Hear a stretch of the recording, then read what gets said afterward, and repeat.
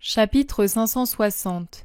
Dialogue dans la nuit près de Gophéna, avec Joseph d'Arimathie, Nicodème et Manaën. Le 23 janvier 1947. C'est un chemin bien difficile que celui qu'a pris Manaën pour conduire Jésus à l'endroit où on l'attend. Un étroit sentier de montagne hérissé de pierres qui traverse maquis et forêts. La lumière très claire de la lune à son premier quartier arrive difficilement à percer l'enchevêtrement des branches et parfois disparaît tout à fait. Manaën y supplée par des torches qu'il a préparées et qu'il porte en bandoulière comme des armes sous son manteau. Lui devant, Jésus derrière, ils avancent sans parler dans le grand silence de la nuit. À 2 ou 3 reprises, un animal sauvage, en courant à travers les bois, imite un bruit de pas, si bien que Manaën s'arrête, aux aguets. Mais à part cela, rien ne vient troubler leur marche déjà si fatigante. « Voici Gophéna, maître. Nous allons maintenant tourner. Je compterai 300 pas et je serai aux grottes où ils nous attendent depuis le coucher du soleil. Le chemin t'a paru long ? Nous avons pourtant pris des raccourcis qui, je crois, respectent la distance légale. » Jésus fait un geste comme pour dire « On ne pouvait faire autrement. » Manaën, attentif à compter les pas, se tait. Ils parviennent dans un défilé rocheux et nu, ressemblant à une caverne qui s'élève entre les parois de la montagne qui se touchent presque. On dirait une fracture produite par quelque cataclysme, tant elle est étrange, comme si un énorme coup de couteau dans la masse de la montagne l'avait coupée sur un bon tiers à partir du sommet. Au-dessus, tout en haut, au-delà des parois perpendiculaires, au-delà de l'agitation bruyante des arbres qui ont poussé sur les bords de l'énorme entaille, resplendissent les étoiles, mais la lumière de la lune ne descend pas dans ce gouffre. La lueur fumeuse de la torche réveille des oiseaux de proie qui crient en agitant leurs ailes au bord de leur nid, au milieu des crevasses. Manaën dit « Voilà !» Et à l'intérieur d'une fente de la paroi rocheuse, il lance un cri qui ressemble à la plainte d'un gros hibou. Venant du fond, une lueur rougeâtre s'avance par un autre couloir rocheux, pourtant fermé en haut. Joseph survient. « Le maître ?» demande-t-il, car il ne voit pas Jésus qui se tient un peu en arrière. « Je suis ici, Joseph. Paix à toi. »« À toi la paix. Viens, venez. Nous avons fait du feu pour voir les serpents et les scorpions et pour chasser le froid. Je vous précède. » Il fait demi-tour et par les lacets du sentier dans les entrailles de la montagne, il les conduit vers un endroit éclairé par des flammes. Là, près du foyer, se trouve Nicodème, qui jette des branches de genévrier sur le feu. « Paix à toi aussi, Nicodème. Me voici parmi vous. Parlez. »« Maître, personne ne s'est aperçu de ta venue ?»« Et qui donc, Nicodème ? Tes apôtres ne sont pas avec toi ? » Jean et Judas seulement. Les autres évangélisent depuis le lendemain du sabbat jusqu'au crépuscule du vendredi. Mais j'ai quitté la maison avant sexte en disant qu'il ne fallait pas m'attendre avant l'aube du lendemain du sabbat. Ils sont désormais trop habitués à mes absences de plusieurs heures pour que cela éveille des soupçons chez quelqu'un. Soyez donc tranquilles. Nous avons tout le temps de parler sans aucune crainte d'être surpris. Ici, l'endroit est commode. Oui, c'est une tanière de serpents et de vautours, ainsi que de voleurs à la belle saison, quand ces montagnes sont remplies de troupeaux. Mais en ce moment, ils préfèrent d'autres lieux où ils tombent plus rapidement sur les bercailles et les caravanes. Nous regrettons de t'avoir fait venir jusqu'ici, mais nous pourrons en repartir par des chemins différents sans attirer l'attention de personne. Car, maître, le Sanhédrin garde à l'œil ceux qu'il soupçonne d'amour pour toi. Sur ce point, je suis en désaccord avec Joseph. Il me semble que c'est nous, maintenant, qui voyons des ombres là où il n'y en a pas. J'ai aussi l'impression que cette suspicion s'est beaucoup apaisée depuis quelques jours. Intervient Nicodème. Tu te trompes, mon ami, je te l'assure. Le climat s'est apaisé en ce sens qu'ils ne s'efforcent plus de rechercher le maître, car ils savent désormais où il se trouve. Aussi, c'est lui qu'ils surveillent, et non pas nous. C'est pourquoi J'ai recommandé de ne dire à personne que nous allions nous rencontrer, pour que personne ne soit tenté de faire n'importe quoi, dit Joseph. Je ne crois pas que les habitants d'Éphraïm, objecte Manahen. Pas eux ni qui que ce soit de Samarie, ne serait-ce que pour prendre le contre-pied de ce que nous faisons de l'autre côté. Non, Joseph, ce n'est pas pour cette raison. Mais eux n'ont pas dans le cœur ce mauvais serpent que vous avez. Eux ne craignent pas d'être dépouillés de quelques prérogatives. Ils n'ont pas à défendre des intérêts de secte ou de caste. Ils n'ont rien, hormis un besoin instinctif de se sentir pardonnés et aimés par celui qu'ont offensé leurs ancêtres et qu'ils continuent à offenser en restant en dehors de la religion parfaite. S'ils sont en dehors, c'est que vous, comme eux, vous êtes orgueilleux, de sorte qu'aucun des deux côtés ne sait renoncer à la rancune qui sépare et se tendre la main au nom de l'unique Père. Oui, même si une telle bonne volonté avait existé chez eux, vous la briseriez, car vous ne savez pas pardonner. Vous ne savez pas déclarer, en foulant aux pieds toute sottise, « Le passé est mort, car le prince du siècle à venir s'est levé, et il nous rassemble tous sous son signe. » De fait, je suis venu et je rassemble. Mais vous, pour vous, mon simple désir de vous voir tous rassemblés est anathème. Tu es sévère avec nous, maître. Je suis juste. Pouvez-vous soutenir que vous ne m'avez pas reproché dans votre cœur certains de mes actes? Pouvez-vous soutenir que vous approuvez que ma miséricorde soit identique pour les Juifs, les Galiléens, les Samaritains et les païens, et même encore plus grande pour eux et pour les grands pécheurs, justement parce qu'ils en ont encore plus besoin? Pouvez-vous soutenir que vous n'attendez pas de moi des actes d'une violente majesté pour manifester mon origine surnaturelle et surtout, faites bien attention, ma mission de Messie d'après l'idée que vous vous en faites? Soyez sincères. À part la joie de votre cœur devant la résurrection de votre ami, n'auriez-vous pas préféré que j'arrive à Béthanie, beau et cruel comme nos anciens à l'égard des Amorites et des Basanites, et comme Josué envers les habitants de Haï et de Jéricho, ou mieux encore, en faisant s'écrouler au son de ma voix les pierres et les murs sur mes ennemis, comme les trompettes de Josué le firent avec les murs de Jéricho? Vous auriez peut-être voulu que je fasse pleuvoir du ciel de grosses pierres sur mes ennemis, comme cela s'est produit dans la descente de Bethron, encore au temps de Josué? Ou, comme à une époque plus récente, que je fasse intervenir des cavaliers célestes chamarrés d'or, s'élançant dans l'air, armés de lances comme des cohortes, et un défilé de cavaliers en escadron bien ordonné, tout cela suivi d'attaques de part et d'autre, dans une effervescence de boucliers et d'armées coiffées de haumes, avec leurs épées dégainées et lançant des flèches pour terroriser mes ennemis? Oui, vous auriez préféré cela, parce que vous avez beau m'aimer beaucoup, votre amour est encore impur. Vous désirez ce qui n'est pas saint, ce qui alimente votre idée fixe d'Israélite, votre vieille idée d'un Messie conquérant. On la retrouve aussi bien chez Gamaliel que chez le plus humble homme en Israël, chez le grand-père, le tétrarque, le paysan, le berger, le nomade, l'homme de la diaspora. Un tel Messie est la hantise de ceux qui redoutent qu'il ne les réduise à rien. Il est l'espoir de ceux qui aiment leur patrie avec la violence d'un amour humain. Il est le rêve de ceux qui sont opprimés sous d'autres puissances, dans d'autres terres.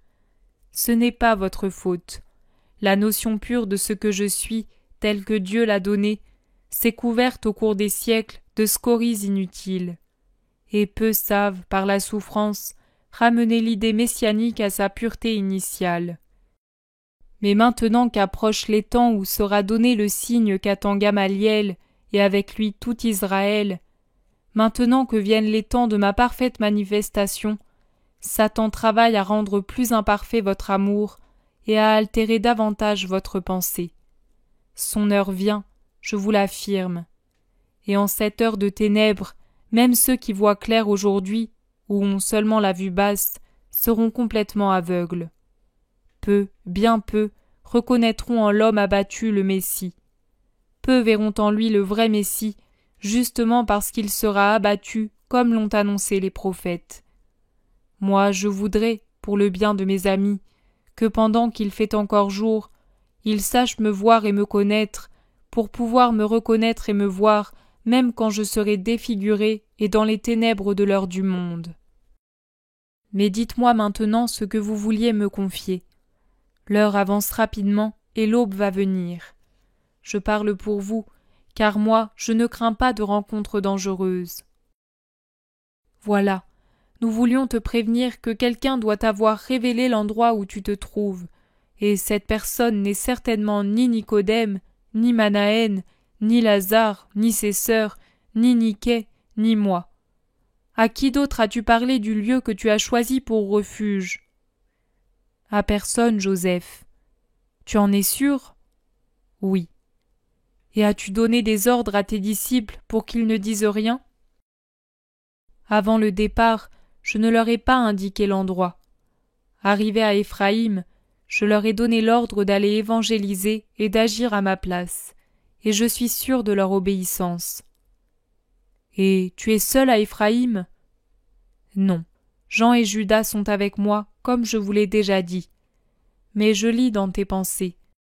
Judas ne peut m'avoir fait tort par son irréflexion, car il ne s'est jamais éloigné de la ville, or à cette époque, il n'y passe pas de pèlerins venus d'ailleurs. Alors, c'est sûrement Belzébuth qui a parlé, car au Sanhédrin on sait que tu es ici. Eh bien, comment réagissent-ils à ma conduite? De manière très différente. Certains reconnaissent que c'est logique, puisqu'ils t'ont banni des lieux saints, il ne te restait qu'à te réfugier en Samarie. D'autres prétendent que cela révèle qui tu es réellement, un Samaritain d'esprit plus encore que de race, et cela leur suffit pour te condamner. Tous se réjouissent d'avoir pu t'imposer le silence et de pouvoir te désigner aux foules comme l'ami des Samaritains. Ils disent « Nous avons déjà gagné la bataille, le reste ne sera qu'un jeu d'enfants. » Mais nous t'en prions, fais que cela ne soit pas vrai. Ce ne sera pas vrai. Laissez-les parler. Ceux qui m'aiment ne se troubleront pas à cause des apparences. Laissez tomber le vent, c'est un vent de terre. Puis viendra le vent du ciel, et le voile s'ouvrira pour qu'apparaisse la gloire de Dieu. Souhaitez-vous me faire part d'autre chose? Non, pour ce qui te concerne. Sois vigilant, sois prudent. Ne sors pas de là où tu es. Nous ajoutons que nous te ferons savoir. Non, pas besoin. Restez où vous êtes. Je vais avoir bientôt avec moi les femmes disciples, et cela oui, dites à Élise et à Niquet de rejoindre les autres si elles le désirent. Dites-le aussi aux 2 sœurs. Comme le lieu où je me trouve est désormais connu, ceux qui ne craignent pas le Sanhédrin peuvent venir pour notre réconfort mutuel. Les 2 sœurs ne peuvent se déplacer jusqu'au retour de Lazare. Il est parti en grande pompe. Jérusalem tout entière a su qu'il se rendait dans ses propriétés lointaines, et on ne sait quand il reviendra. Mais son serviteur est déjà revenu de Nazareth, et il a dit, cela aussi nous devions te l'apprendre, que ta mère viendrait avec les autres avant la fin de cette lune. Elle se porte bien, et de même Marie, femme d'Alphée. Le serviteur les a vus, mais elle tarde un peu, car Jeanne veut les accompagner, or elle ne le peut qu'à la fin de cette lune. Et puis voilà, si tu nous le permets, nous voudrions te venir en aide, en ami fidèle, même si imparfait comme tu le dis. Non, les disciples qui vont évangéliser apportent la veille de chaque sabbat ce qu'il faut pour eux et pour nous qui restons à Éphraïm. Nous n'avons pas besoin de plus. L'ouvrier vit de son salaire, cela est juste, le reste serait du superflu. Donnez-le à des malheureux. C'est ce que j'ai imposé aussi aux habitants d'Éphraïm et à mes apôtres eux-mêmes. J'exige qu'à leur retour, il n'ait pas le moindre sou en réserve, que tout obol soit donné en cours de route, et qu'ils ne gardent pour nous que le nécessaire pour notre nourriture très frugale de la semaine. Mais pourquoi, maître? Pour leur enseigner le détachement des richesses et la nécessité pour l'esprit de dominer les préoccupations du lendemain. C'est pour cela et pour mes autres bonnes raisons de maître que je vous prie de ne pas insister. Comme tu voudras, mais nous regrettons de ne pouvoir te servir. L'heure viendra où vous le ferez. N'est-ce pas la première lueur de l'aube ? Dit-il en se tournant vers l'Orient, c'est-à-dire du côté opposé à celui par lequel il est venu, et en montrant une clarté timide qui apparaît par une ouverture sur des fonds lointains. Oui, nous devons nous quitter. Moi, je retourne à Gophéna, où j'ai laissé ma monture, et Nicodème, par cet autre côté, descendra vers Béroth et de là à Rama une fois le sabbat passé. Et toi, Manahen ? Moi, je vais prendre ouvertement les grandes routes en direction de Jéricho, où se trouve Hérode en ce moment. J'ai laissé mon cheval dans une maison de pauvres gens, qui pour une obole n'ont honte de rien, pas même du Samaritain pour lequel ils me prennent. Mais pour le moment, je reste avec toi. Dans mon sac, j'ai des vivres pour 2. Alors saluons-nous. Nous nous retrouverons lors de la Pâque. Non, tu ne voudrais pas t'exposer à ce danger, s'exclament Joseph et Nicodème. Ne fais pas cela, maître. En vérité, vous êtes de mauvais amis, car vous me conseillez le péché et la lâcheté. Pourriez-vous ensuite m'aimer si vous réfléchissez à ma conduite ?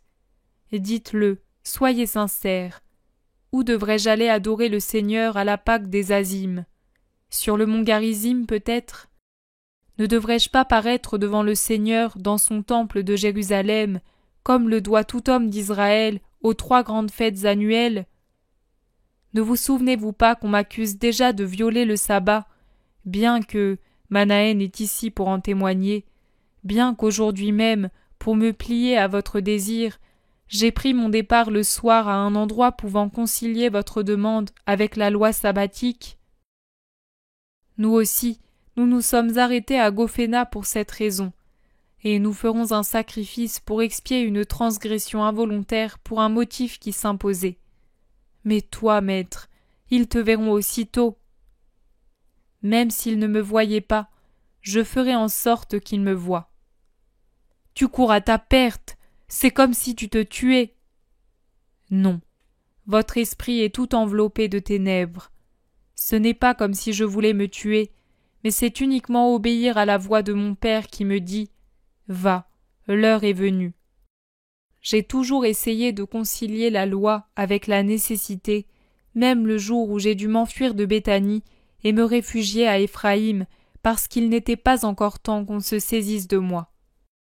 L'agneau du salut ne peut être immolé que pendant la Pâque des Azimes. Voudriez-vous que si j'ai agi ainsi à l'égard de la loi, je n'en fasse pas autant pour obéir à mon Père ?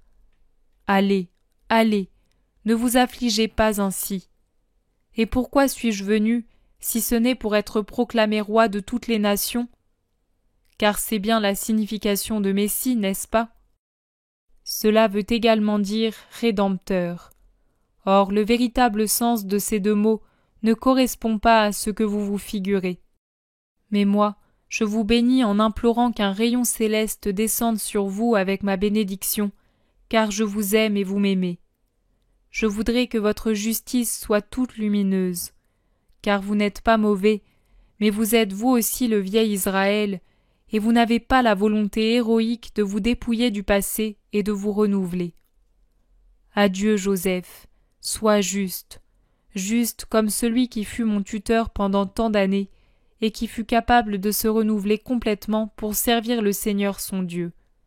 S'il était présent parmi nous, comme il vous enseignerait à savoir servir Dieu parfaitement, à être juste, juste, juste. Mais il est bon qu'il soit déjà dans le sein d'Abraham, pour ne pas voir l'injustice d'Israël. Quel saint serviteur de Dieu! Lui qui était un nouvel Abraham, c'est le cœur transpercé, mais avec une volonté parfaite, que loin de me conseiller la lâcheté, il m'aurait dit la parole dont il avait l'habitude de se servir quand quelque chose de pénible pesait sur nous. Élevons notre esprit. Nous rencontrerons le regard de Dieu et nous oublierons que ce sont les hommes qui nous font souffrir. Et faisons tout ce qui est pénible comme si c'était le Très-Haut qui nous le présentait. De cette façon, nous sanctifierons nos plus petits faits et gestes, et Dieu nous aimera. C'est ainsi qu'il m'aurait encouragé à subir les plus grandes douleurs. Il nous aurait réconfortés. Ô ma mère! Jésus laisse aller Joseph qu'il tenait dans les bras, et certainement plongé dans la contemplation de son prochain martyre et de celui de sa pauvre mère, il baisse la tête en silence. Puis il se redresse et embrasse Nicodème. La première fois que tu es venu à moi comme disciple secret, je t'ai dit que pour avoir le royaume de Dieu en vous et y entrer, il est nécessaire que votre esprit renaisse et que vous aimiez la lumière plus que le monde ne l'aime. Aujourd'hui, et c'est peut-être la dernière fois que nous nous rencontrons en secret, je te répète les mêmes paroles. Renais spirituellement, Nicodème, pour pouvoir aimer la lumière que je suis et pour que j'habite en toi comme roi et sauveur. Allez, et que Dieu soit avec vous. Les deux membres du Sanhédrin disparaissent du côté opposé à celui par lequel Jésus est arrivé. Quand le bruit de leurs pas s'est éloigné, Manahen, qui s'était placé à l'entrée de la grotte pour les regarder partir, fait demi-tour pour dire d'un air très expressif « Pour une fois, ce seront eux qui violeront la distance permise un jour de sabbat, et ils n'auront pas de paix tant qu'ils n'auront pas réglé leur dette envers l'Éternel par le sacrifice d'un animal. Ne vaudrait-il pas mieux pour eux sacrifier leur tranquillité en disant ouvertement qu'ils sont à toi? Ne serait-ce pas plus agréable au Très-Haut? Ce le serait certainement, mais ne les juge pas. Ce sont des pattes qui lèvent lentement. Mais le moment venu, quand beaucoup qui se croient meilleurs qu'eux s'écrouleront, eux se dresseront contre tout un monde. Dis-tu cela pour moi, Seigneur? Enlève-moi plutôt la vie, mais fais que je ne te renie pas. Tu ne renieras pas, mais tu as déjà en toi des éléments différents des leurs pour t'aider à rester fidèle. Oui, je suis hérodien, ou plutôt je l'étais. En effet, comme je me suis détaché du conseil, je me suis détaché du parti quand je l'ai vu lâche et injuste comme les autres envers toi. Être hérodien, pour les autres castes, c'est être à peine moins que païen. Je ne prétends pas que nous soyons des saints, c'est vrai. Dans un but impur, nous avons commis l'impureté. Je parle comme si j'étais encore l'hérodien d'autrefois, avant que je sois à toi. Nous sommes donc doublement impurs, selon le jugement humain, parce que nous nous sommes alliés aux Romains et parce que nous l'avons fait dans un but intéressé. Mais réponds-moi, maître, toi qui dis toujours la vérité et qui ne t'en abstiens pas par crainte de perdre un ami. Entre nous, qui sommes alliés avec Rome pour en obtenir encore d'éphémères triomphes personnels, et les pharisiens, les chefs des prêtres, les scribes, les sadducéens qui s'allient à Satan pour t'abattre, quels sont les plus impurs? Moi, comme tu vois, maintenant que j'ai vu que le parti des Hérodiens se déclare contre toi, je les ai quittés. Je ne dis pas cela pour que tu me félicites, mais pour te faire part de ma pensée. Quant aux pharisiens et aux prêtres, scribes et sadducéens, ils s'imaginent pouvoir tirer profit de cette alliance imprévue des Hérodiens avec eux. Les malheureux, ils ne savent pas que les Hérodiens le font pour avoir plus de mérite et par conséquent plus de protection de la part des Romains, après quoi, une fois que ce qui les unit actuellement sera devenu sans objet, ils en profiteront pour abattre ceux qu'ils prennent maintenant comme alliés. C'est ainsi que l'on joue des deux côtés. Tout est basé sur le mensonge, et cela me répugne tellement que je me suis rendu indépendant de tout. Toi, tu es un grand fantôme qui les effraie. Tous. Et tu es aussi un prétexte pour le jeu louche des intérêts des divers partis.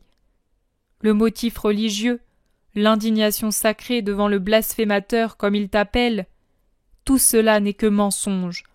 L'unique raison, et non pas la défense de la religion, ni quelques zèles sacrés pour le Très-Haut, mais leurs intérêts, cupides, insatiables. Ce sont des ordures, ils me dégoûtent. Et je voudrais, oui, je voudrais que les rares personnes qui ne sont pas comme eux soient plus audacieuses. Ah, cela me pèse désormais d'avoir une double vie. Je voudrais te suivre, toi seul. Mais je te sers ainsi mieux que si je te suivais. Cela me pèse. Néanmoins, tu dis que ce sera bientôt. Comment? Seras-tu réellement immolé parce que tu es l'agneau? N'est-ce pas qu'une manière de parler? La vie d'Israël est un tissu de symboles et de figures. Et tu voudrais qu'il en soit ainsi pour moi. Mais en ce qui me concerne, ce n'est pas une figure. Non, en es-tu sûr? Nous serions nombreux à pouvoir réitérer les gestes antiques, te faire oindre comme Messie et te défendre. Il suffirait d'un mot, et c'est par milliers que se lèveraient les défenseurs du vrai pontife, saint et sage. Je ne parle plus d'un roi terrestre, puisque je sais maintenant que ton royaume est tout spirituel. Mais puisque, humainement parlant, nous ne serons plus jamais forts et libres, qu'il y ait au moins ta sainteté pour soutenir et guérir Israël corrompu. Personne, comme tu le sais, n'aime le sacerdoce actuel et ceux qui le soutiennent. Le veux-tu, Seigneur? Ordonne, et j'agirai. Manahen, tu as déjà beaucoup changé ta manière de voir, mais tu es encore aussi loin du but que la terre l'est du soleil.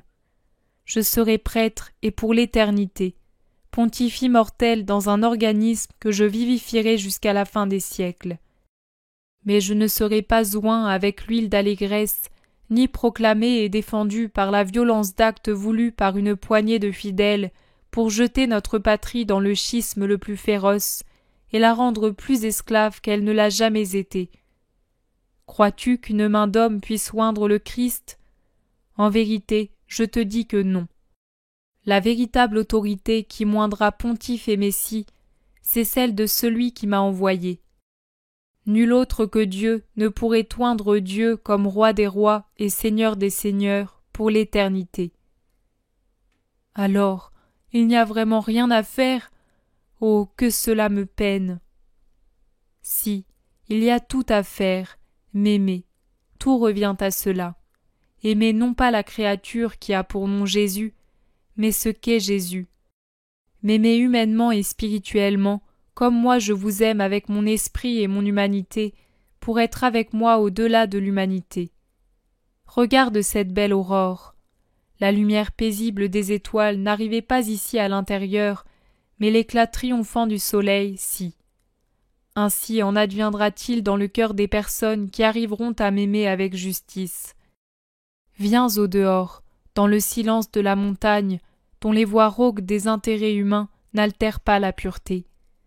Regarde là-haut, ces aigles s'éloigner, en large vol, à la recherche de leur proie. Voyons-nous cette proie? Non, mais eux, si, car l'œil de l'aigle est plus perçant que le nôtre, et des hauteurs où il se déplace, il voit un large horizon et sait choisir. Moi aussi, je vois ce que vous ne distinguez pas, et des hauteurs où plane mon esprit, je sais choisir mes douces proies, non pour les dévorer comme le font les vautours et les aigles, mais pour les emporter avec moi. Nous serons si heureux là-haut, dans le royaume de mon Père, nous qui nous aimons. Tout en parlant, Jésus est sorti s'asseoir au soleil sur le seuil de la grotte. Il a Manahen à côté de lui, et l'attire à lui sans mot dire, en souriant à je ne sais quelle vision.